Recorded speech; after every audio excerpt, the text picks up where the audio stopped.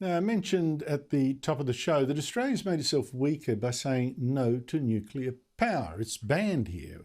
And I think that should upset not just defence hawks, but also anyone worried about global warming.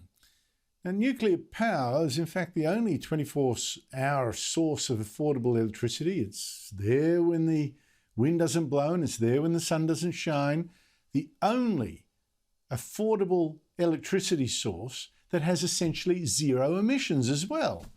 It powers most of France. China is nuclear, but here it's banned. Here in Australia, we're not just blowing up our own coal-fired power stations, saying they're too dirty, but we're actually banning the obvious replacement, which is nuclear. Now, how crazy is this? How much longer can Australia actually now afford a ban that is based on no science, just superstition, fear, and ignorance?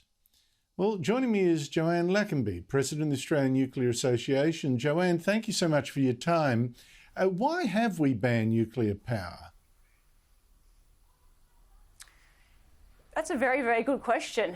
It's actually been banned for approximately 20 years or so.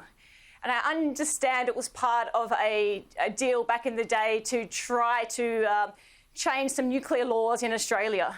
So it was banned at a time when, back then, people didn't think at the time that we would be considering nuclear in the medium or maybe even the long term. So it wasn't much of a deal or a sacrifice to make. But I guess we're getting to the point, and as you quite rightly indicated in the introduction, that we need to be thinking about how we're going to reduce our carbon emissions in Australia and what we're going to do to replace our ageing coal-fired fleet. So it seems like a good time now to really have a discussion about whether nuclear can fill some of the gap that's going to be left by closing these coal-fired stations, and also to help to reduce our emissions.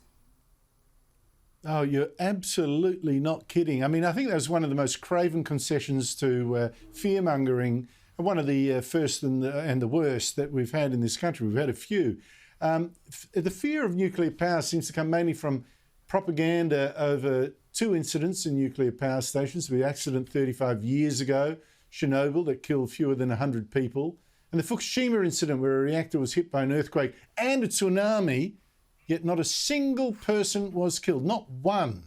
So can you tell us, what is the real danger from nuclear power?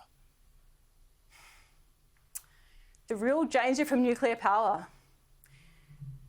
I'm thinking about it. Hang on a second. I think probably the biggest risk that comes with nuclear power these days is the risk that it takes to get a new project up and running because of the relatively high capital cost of establishing and running the program. But what history shows is that nuclear technologies last for many, many decades once you've constructed them. So the initial risk of the construction period and the amount of time it takes to start getting a return back is probably the riskiest part of a nuclear project today. But the good thing about nuclear power is the plants that are being constructed. You're talking finances when you've got a green movement out there thinking that if you have nuclear power, we'll all have, two heads or no genitals or something like that. It's just a joke. When was the last time that someone actually died in a nuclear power plant accident, a meltdown or something like that? Not just a, at work kind of incident, tragic as that may be.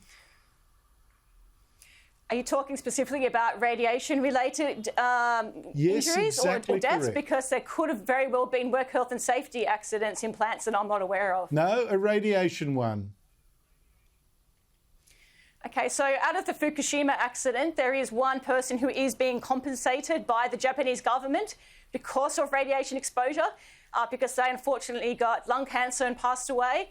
But this is not an admission by the Japanese government that the accident caused their cancer, but they are being compensated because they got cancer. That was just, but that was just politics. So that was just politics because every expert has said, including I think the World Health Organization, that there's been not a single incident of sickness that can be attributed to that radiation. Now, I'm just wondering, yes, if people really think global warming is a menace. We'll go back to Chernobyl. Yep. Well, exactly, but we're talking 35 years ago. I just wonder, when is this scare going to end? There were more abortions by an X number of factor from fear-mongering over Chernobyl than there were deaths from it.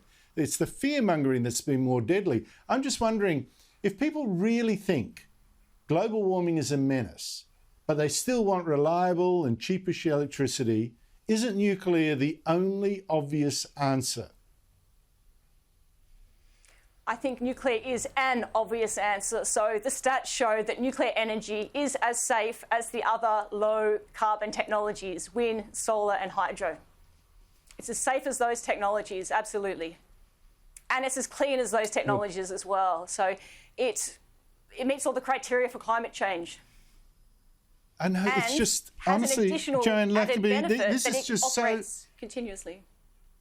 But this is so annoying because it's so damn obvious, yet we have a ban on it. What chance do you think there is of this ban finally being lifted?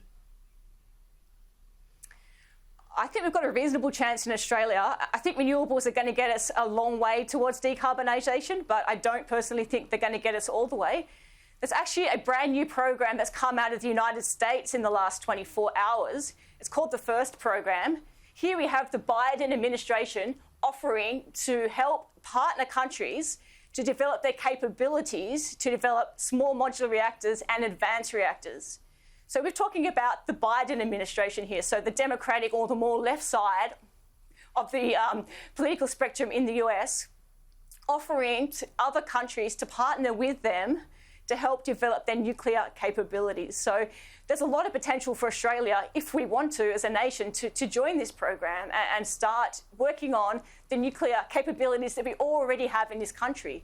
We're not going from nothing, we're going from 60 years of operating research reactors and other nuclear facilities.